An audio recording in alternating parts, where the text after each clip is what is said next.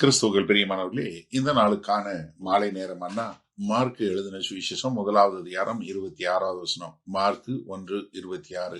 Mark 1:26. உடனே அந்த அசுத்தாவி அவனை அலைக்கழித்து மிகுந்த சத்தமிட்டு அவனை விட்டு போய்விட்டது. இப்ப கர்த்தராகிய இயேசு கிறிஸ்து அந்த அசுத்தாவி பிடித்தவன அதட்டின உடனே என்ன பண்ணுது? அசுத்தாவி அவனை அலக்களிக்கிறது.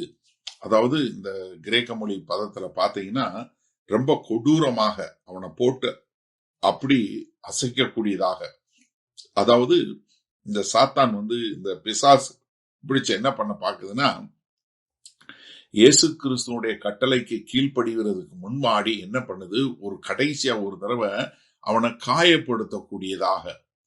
பட் என்னன்னா, அவங்க கர்த்தருக்கு எதிராக நிக்க பார்க்கலாம், ஆனா அவங்களால என்ன முடியாது, ஒண்ணும் செய்ய முடியாது.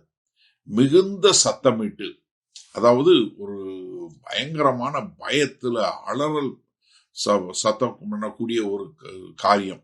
ஏன்னா பரிசுத்த தேவன் முன்பாக இப்படி ஒரு காரியம் நிக்க முடியாது.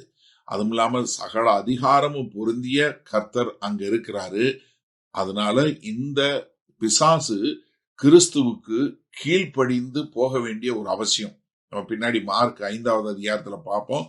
நாங்க லீஜன் என்று சொல்லக்கூடிய ஒரு பிசாசுகள் எல்லாம் சேர்ந்து அலறக்கூடிய ஒரு காரியத்தை நம்ம பார்க்கிறோம்.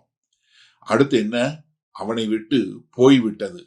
அப்ப இந்த பிசாசு முழுமையாக கர்த்தராகிய இயேசு கிறிஸ்துவுக்கு கீழ்ப்படிந்து அங்கிருந்து போகக்கூடியது. இப்ப இந்த பிசாசு ஆண்டவரோட சண்டை போடல, ஆண்டவரோட உட்கார்ந்து நெகோசியேட் பண்ணல, இல்ல நான் கொஞ்சம் நேரம் கழிச்சு போறேன்னு சொல்லல. அவருடைய வார்த்தை ஒண்ணு மாத்திரம் போதும். ஏன்னா மத்தேயு 8வது அதிகாரம் 16வது வசனத்துல அவர் என்ன, ஒரு வார்த்தையின் மூலமாய் அநேக அசுத்த ஆவிகளை துரத்தினார் என்று சொல்லக்கூடியதா. அப்ப கர்த்தருடைய ஒரு வார்த்தை போதும், அந்த ஒரு வார்த்தை வந்தாலே போதும், என்ன எல்லாத்துக்கும் இந்த பிசாசுகள் கீழ்ப்படிய வேண்டும் என்று சொல்லக்கூடியதாக. 1 யோவான் 3வது அதிகாரம் 8வது வசனம் என்ன சொல்லுது?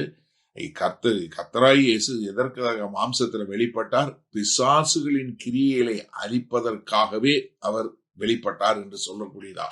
அப்ப இயேசு கிறிஸ்துவனுடைய அதிகாரம் என்ன பண்ணுகிறதுனா, ஒரு பிசாசு பிடிச்சவனை உடனடியாக முழுவதுமாக விடுதலை செய்யக்கூடியதாக.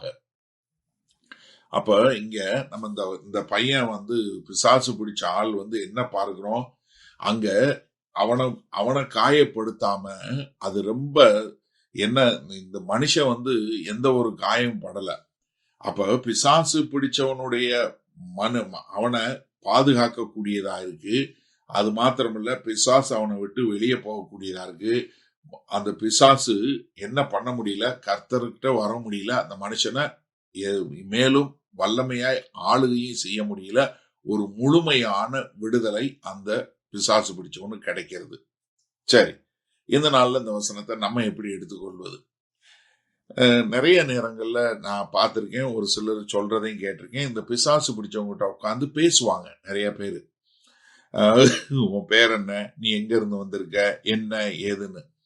நீங்க இந்த சம்பவம் மாத்திரம் இல்ல, எல்லா இடத்துலயும் பாத்தீங்கன்னா பிசாசு பேசவே கர்த்தர் விட மாட்டார், அதட்டி வெளியே தள்ளிடுவார். ஒரே ஒரு முறை மட்டும்தான் மார்க் 5வது அதில் அந்த பிசாசு என்ன சொல்லும், நாங்க இந்த பன்னியில போறதுக்கு எங்களுக்கு அனுமதி கொடுங்கன்னு சொல்லி கேட்கும். சரின்னு சொல்லி கர்த்தர் அனுமதி கொடுப்பாரு ஒழிய, மற்றபடி வேற எங்கேயும் பிசாசு கிட்ட பேசுறதே கிடையாது. பிசாச துரத்த தான் சொல்லி இருக்கிறாரு.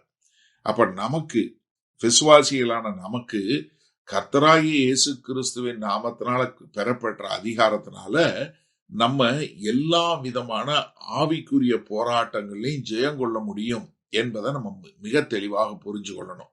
ஏன்னா இயேசு கிறிஸ்துவனுடைய வல்லமையும் இயேசு கிறிஸ்துவனுடைய அதிகாரம் எல்லா இருளுக்கும் மேலாக ஒரு முழுமையான, யாராலும் தடுத்து நிறுத்த முடியாத ஒரு வல்லமை உண்டு என்பதை நம்ம புரிந்து கொள்ளணும். அதனால நீங்க என்ன, பிசாசு நம்ம துரத்துனா நம்மகிட்ட பிசாசு வந்துருமா? அதெல்லாம் ஒரு பிசாசு வராது. பிசாசு ஆட்டம் காட்டுமா? காட்டலாம். ஆனா என்ன, இயேசு கிறிஸ்து அந்த பிசாசு பிடிச்சவனுக்கு எந்த ஒரு இதுவும் வந்துராதபடி அவனை பாதுகாக்கக்கூடியவரா இருந்தாரு.